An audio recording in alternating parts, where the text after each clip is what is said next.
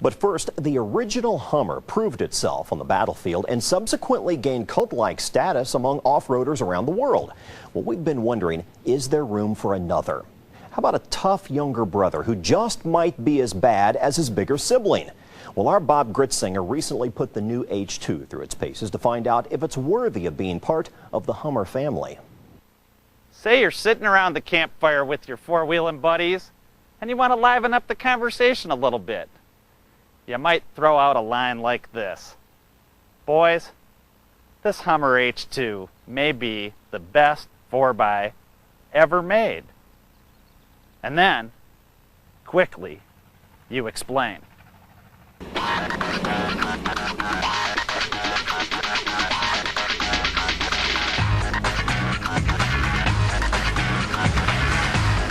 H2 is as capable as a Jeep Wrangler, but with more cargo capacity.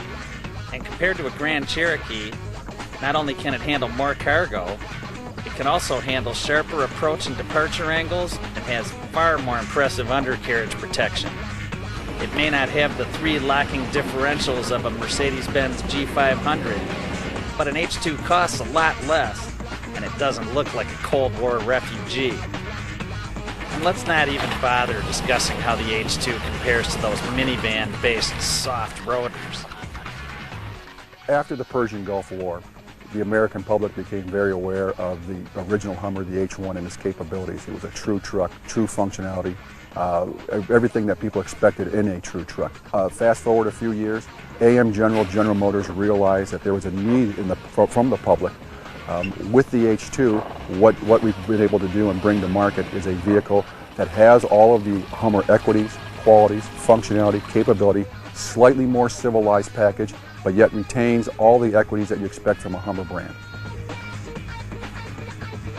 But don't mistake this product of the General Motors partnership for its predecessor, the military-based H1. Sure, the design cues are there, the H1's squared-off edges, the near-vertical windshield, and that wicked 7-slotted grille. But the H2 shares none of the H1's noisy mechanicals and hostile interior.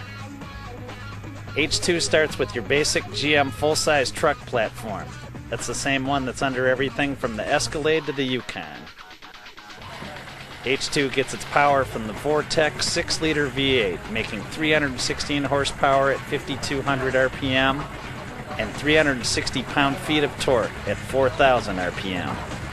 That's attached to a 4-speed automatic transmission that runs through a 7-speed transfer case. That means H2 will descend all but the steepest grades without braking, crawl up 60% grades, and cruise along a paved highway without any annoying gear whine.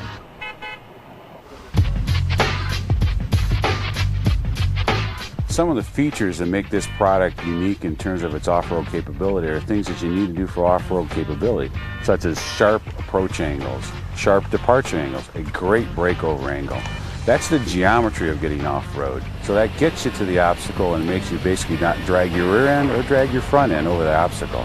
But the other things that are important from an off-road perspective is once you get over the obstacle, to keep on moving.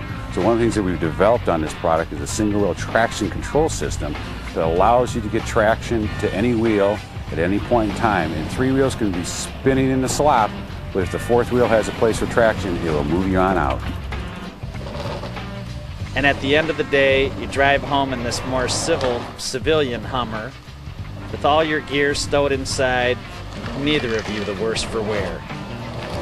H2s arrive at select GM dealers this summer, priced $48,800 to $53,600. GM expects to sell some 30,000 H2s in the first year, but only 10 or 15% of those will ever go off-road. And that's just too bad, because unless you get this H2 off-road, you won't find out what we did, that it just might be one of the best 4xs ever made. For Auto Week, I'm Bob Gritzinger.